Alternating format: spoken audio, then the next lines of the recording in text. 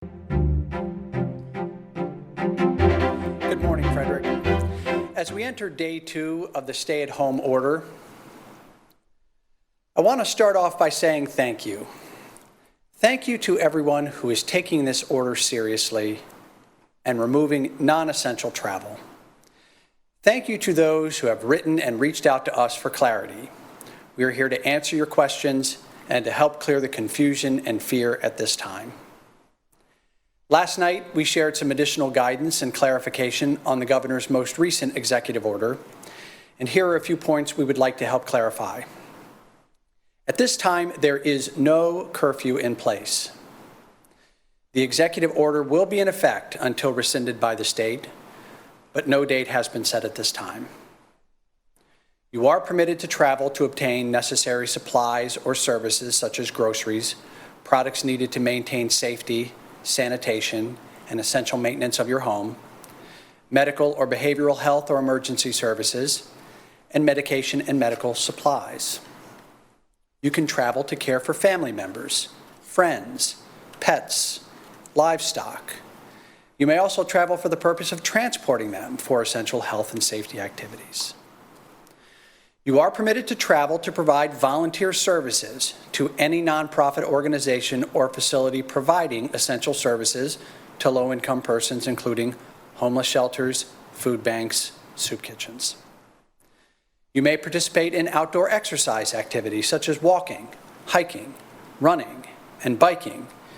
You are advised to adhere to the social distancing guidelines and limit the number of people to 10 or less in your groups. And please note that Maryland does not require specific documentation to travel to essential services. While the Frederick Police Department is not conducting traffic stops for travel, you may want to obtain a letter from your employer or carry your employment identification to help resolve any potential questions. Additionally, the executive order outlined a few changes to essential and non-essential businesses. Restaurants, bars, and other establishments that sell food and beverages will remain closed to the general public, but they can continue to provide carry-out, drive-through, curbside pickup, and delivery. To support these efforts, the curbside pickup zones in downtown Frederick will remain in place. Non-essential businesses remain closed to the general public and are now prohibited from operating curbside pickup. However, non-essential businesses may continue to sell products on a delivery basis. Again, if the Office of the Mayor can help provide clarity or guidance in understanding this order, we ask you to reach out to us at covid19@cityoffrederickmd.gov or call 301-600-1184. Because of the ever-changing environment, I also have a few city operational adjustments to announce today. First, our Department of Public Works has been working diligently over the last 3 weeks to adjust their operations to begin accepting applications, plans, and fee payments for work with the planning, engineering, and building departments. Beginning today, an online portal is now operational for those functions. And through this service, you can submit for the intake of building permit applications, site and subdivision plans, Historic Preservation Commission applications, Zoning Board of Appeals, archaeology, public improvement and grading plans, and many other applications. Aimed to protect the health and safety of employees and our community, this new process allows for business to continue in the city during this current state of emergency. And while that announcement was only made early this morning, word has already gotten out, and we've received word from our Public Works Department that those applications are beginning to flow in. A news alert will be distributed after this briefing with additional details. While Governor Hogan's recent stay-at-home order still allows and encourages residents to get outside, to bike, walk, run, and more while adhering to social distancing guidelines, we continue to receive a lot of questions and concerns about the use of our city parks. We aim to keep the parks open for public use for those purposes outlined above. But to do so, we will be taking some additional steps to support community safety. So beginning today, all city playgrounds, pavilions, basketball courts, tennis courts, inline rinks, and skate parks are closed to the public. I ask that you please cooperate with these closures and to use parks local and adjacent to your neighborhood to limit non-essential travel. Lastly, the Department of Economic Development will be delivering the first round of micro grants to 25 businesses this week. The city's micro grant program received over 180 applications, and it is clear that there is a great need in our community for support of our small businesses. Thank you to the Department of Economic Development for leading this effort, and for those in the community who have contributed to the Economic Development Fund at the Community Foundation to support additional grants. All citywide operational adjustments for departments are available on our COVID-19 website, cityoffrederickmd.gov/COVID-19. In addition to that website, I ask community members to please sign up for our email and text alerts. This continues to be a rapidly changing environment, and city leaders are taking every effort to keep our employees safe and to adhere to the evolving state guidance. And as we are committed to keeping the work of the city moving during this pandemic, I have a final update for today, and that is the city's fiscal year 2021 budget. In accordance with the City of Charter, today I have submitted the proposed budget for fiscal year 2021 to the Board of Aldermen. Due to the current public health emergency, the city's budget public meeting timeline has been adjusted, and a news alert will be distributed later this morning with the new schedule and the proposed budget. It is also available on the city's website. We are planning an overview for the board and the public on April 14th. The City of Frederick's budget is our commitment to how best to spend city resources to strengthen the community. This year's budget delivers on our commitment to proactively advance human service and housing programs, carefully plan and reimagine communities, to use existing urban land and infrastructure, to evolve as an employer of choice in the region, and implement unique and robust mechanisms to connect and communicate with the city's constituents. During the budget process, I welcome and encourage all to participate. Comments and questions may be submitted online or offered during our public meetings. More information on providing public comment during the public meetings will be forthcoming, as we will be leveraging technology and virtual platforms to restart public meetings very soon. Each day, I continue to work to ensure our government is doing all we can to support you, our residents, during these uncertain and challenging times. I know we are all making sacrifices. We are making hard choices for the betterment of our community. Please continue to take action to stop the spread. As I shared yesterday in my letter to the community, we may be apart, but we are not alone. Together, we will get through this. Be safe, Frederick. And now, I'll take any questions that we may have from the media that are present here at City Hall.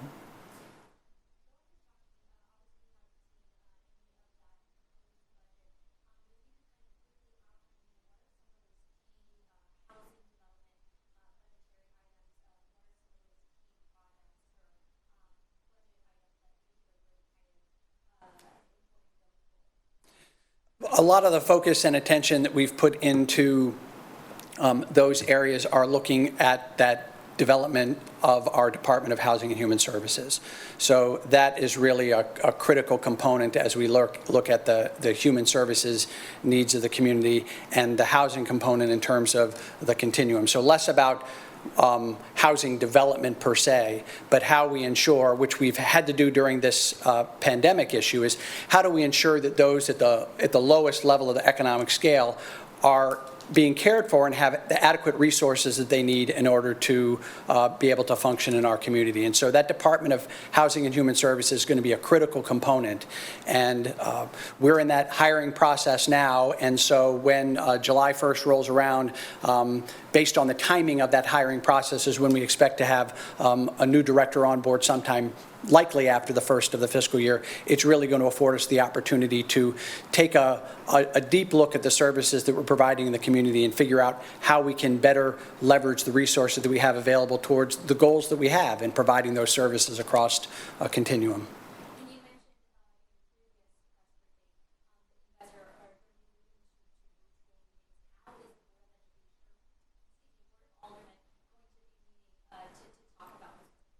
So we're still in the process of testing the technology, but at this point we're looking at using a Microsoft Teams platform with a phone-in component for the public.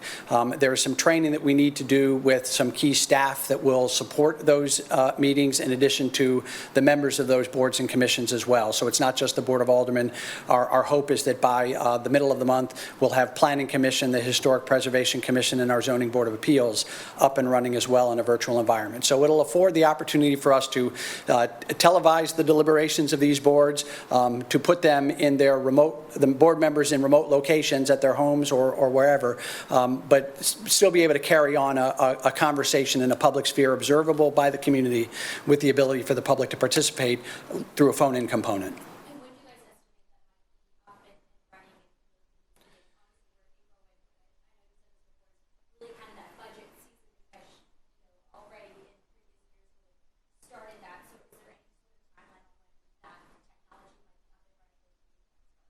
We had announced that we intend to start those public meetings again the week of April the 13th. We expect that we'll need to do a sort of a live dress rehearsal of that technology prior to that date, because we need to have the Board of Aldermen take action to extend the current executive order in the city of Frederick.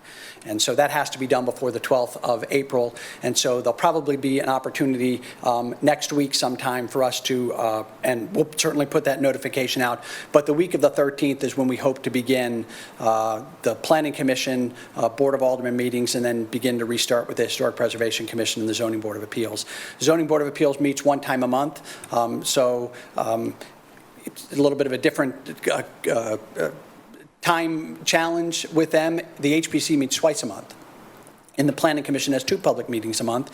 And up until this point, the Board of Aldermen has been meeting every Wednesday afternoon for workshops, plus twice a month for the evening public hearing. So in order to not stress the staff that are going to be necessary to make this technology work and to provide the training and appropriate support, we may be looking at adjusting some of the meetings and to layer that budget conversation into those public meetings as well. We may be looking at some adjustments in how often Board of Aldermen workshops are held, for example, in an effort to try and not overstress the limited number of staff that we're going to be able to bring in and train to support doing these meetings in a virtual way. There's aspects of it that are less body intensive, but there are also pieces of it that require us to have an extra person in place to help us do some of the public component, the phone component. So we're just working through what's necessary in order to make it happen.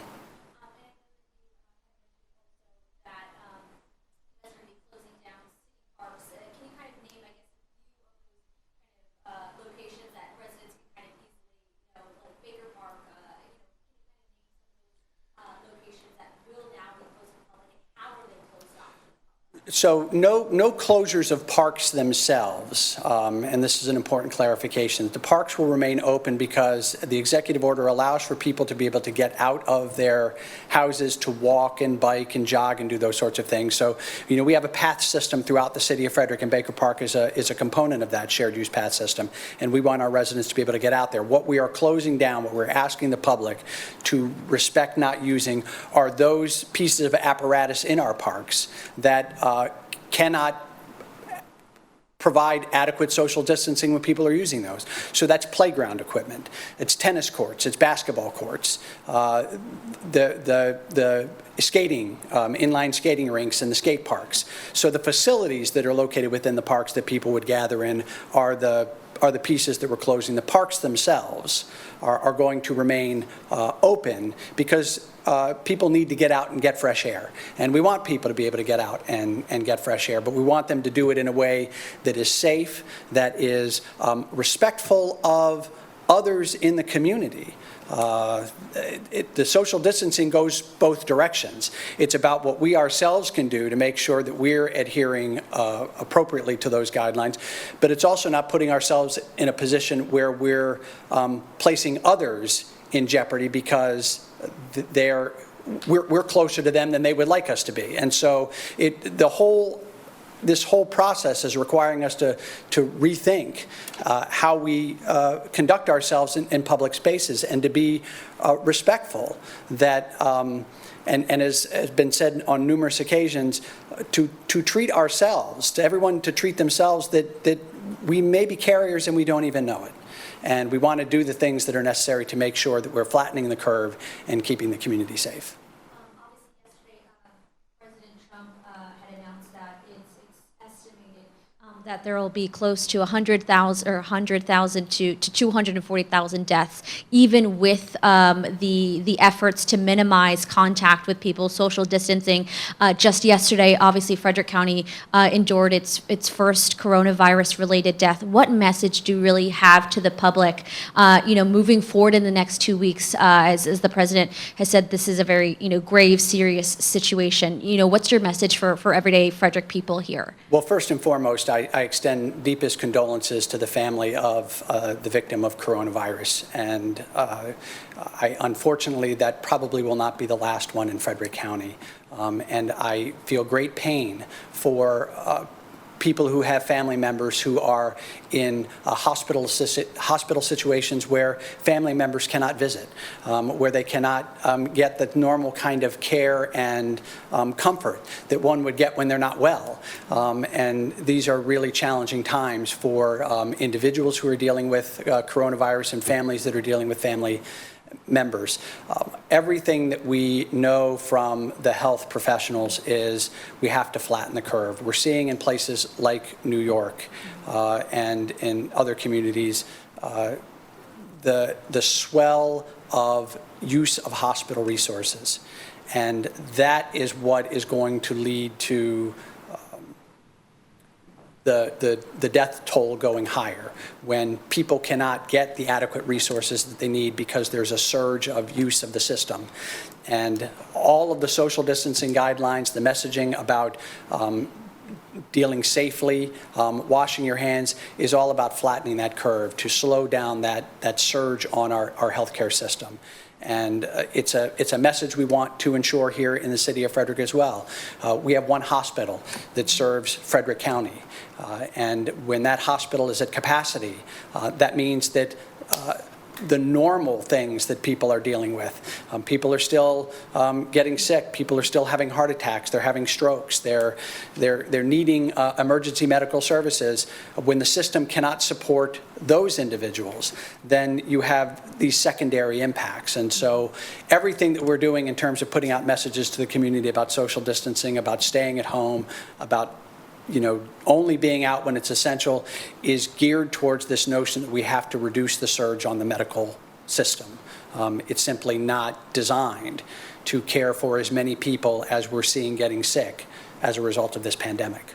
And how often, I guess, are you in communication with the hospital? Are we nearing that sort of secondary effects, nearing capacity at the hospital in conjunction with patients who, like you said, are coming in for heart attacks, other sort of, medical emergencies, in addition to those who are also seeking treatment, also being tested for COVID-19? I have not heard anything to that extent in Frederick yet in the conversations that we've had. The health community is the best place for a question like that to be delivered. We are meeting regularly. I'll finish up this briefing and get onto a conference call with the county executive and other mayors and burgesses in Frederick County to provide an update on our collective response and communication through this issue.